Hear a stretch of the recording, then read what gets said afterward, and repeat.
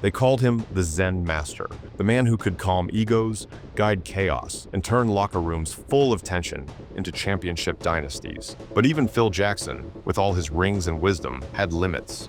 For every player who found balance under his system, there were a few who tested his patience and his peace of mind. These are the 5 players who pushed the Zen Master past his breaking point, the 5 who tested his patience, his philosophy, and maybe even his faith in the game itself. But before proceeding, please take a second and subscribe, and like this video, it will be very motivation for us. Scottie Pippen. Phil Jackson and Scottie Pippen's relationship began with trust, grew through success, and ended in bitterness. During the 1990s Bulls dynasty, Pippen was the quiet backbone of Phil's system, the player who could defend, facilitate, and stabilize when Michael Jordan lost his temper. But once Jordan retired in 1993, that balance cracked. Suddenly, Pippen wasn't the complementary piece, he was the leader. And that's when his relationship with Phil began to strain. It all came to a head during the 1994 playoffs, Game 3 against the Knicks. The score was tied, 1.8 seconds left. Jackson drew up a play, not for Pippen, the team's star, but for Toni Kukoc.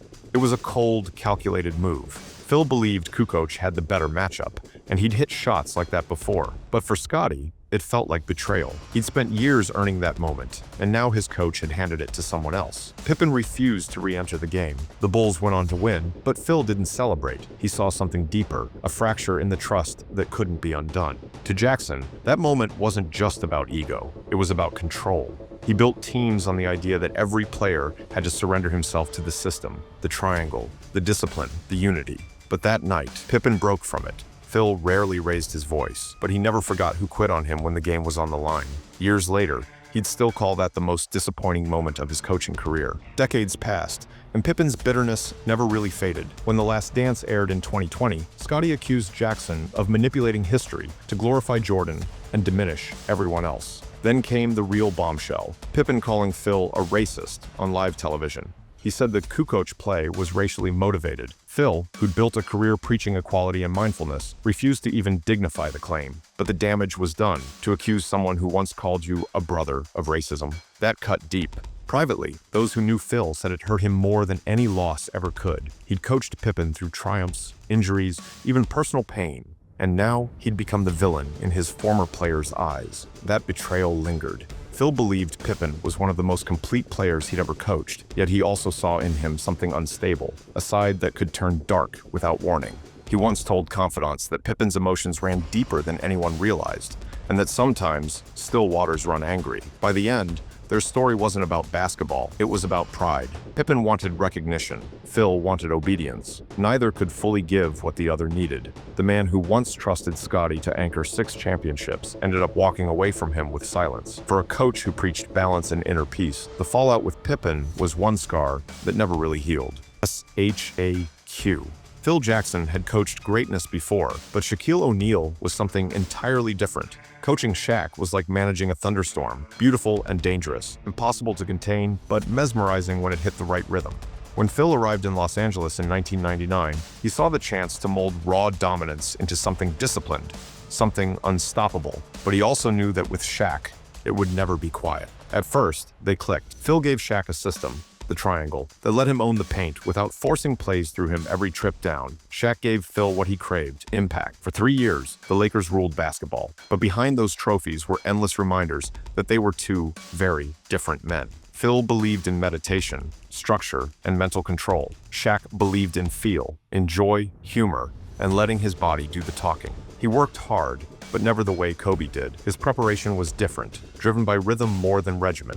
Phil respected that, but he also saw the trade-offs. Some nights, Shaq was laser-focused, rebounding, sprinting, sealing, dominating both ends. Other nights, he'd coast, saving energy for the postseason. Phil kept pushing him to think like Russell or Kareem. Anchor the defense, protect the rim, lead by example. Shaq listened, but on his terms. Shaq's pretty hard-headed, Phil admitted once. He has his own way of doing things. Even in the middle of their three-peat run, there were flare-ups. Phil wanted accountability. Shaq wanted freedom. Shaq's public jabs about contracts and practice habits frustrated the staff, while Phil's quiet critiques about conditioning hit nerves. Still, when the lights came on, Shaq delivered. In those finals against the 76ers, he averaged 33 points and 16 rebounds, even tying a record with 8 blocks in a single game.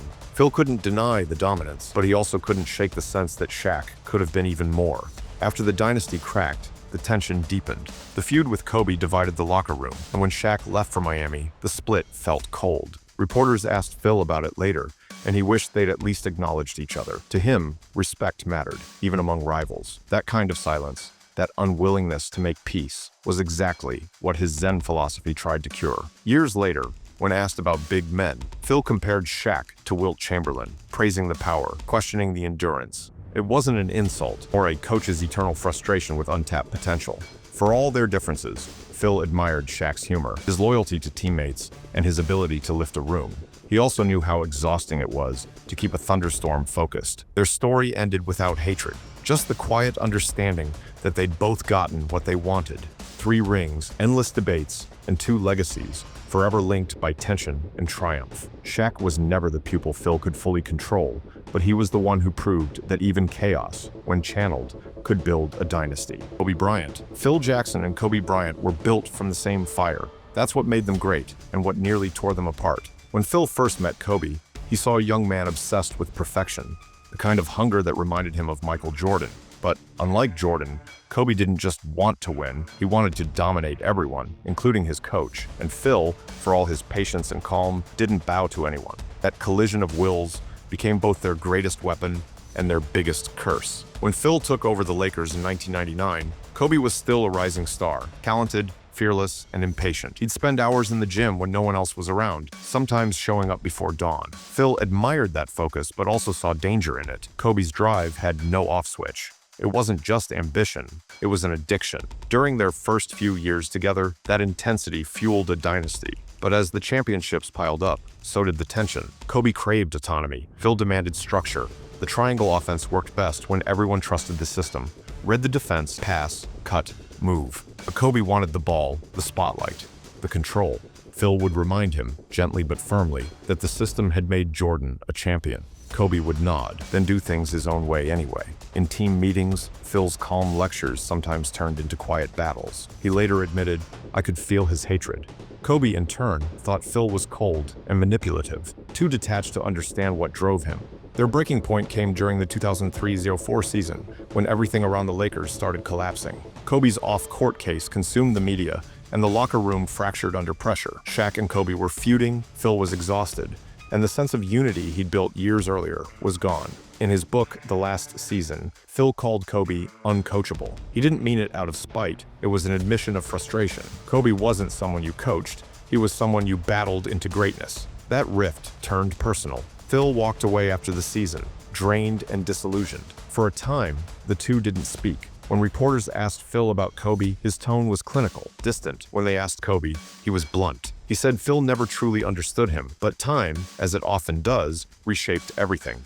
When the Lakers struggled without Jackson, and Phil later returned in 2005, something changed. Kobe had matured. Phil, too, had softened. They talked privately, laid everything on the table, and built a new kind of respect. The result? 2 more championships. Not built on blind trust, but on mutual survival. Phil stopped trying to tame Kobe's obsession, and instead harnessed it. Kobe stopped trying to fight Phil's structure and learned how to lead within it. The man who once called his coach too philosophical later credited him for saving his career from burning out. By the end, their relationship had evolved into something strange but beautiful. The teacher and the student, who both refused to submit but still learned from each other. They clashed, yelled, and broke apart, yet somehow ended up as partners in legacy. For Phil, Kobe was the embodiment of the thing he could never quite master: raw, relentless will. And for Kobe, Phil was the one man who forced him to slow down long enough to become unstoppable. Their story wasn't about hate. It was about 2 men chasing perfection from opposite sides of the same mirror.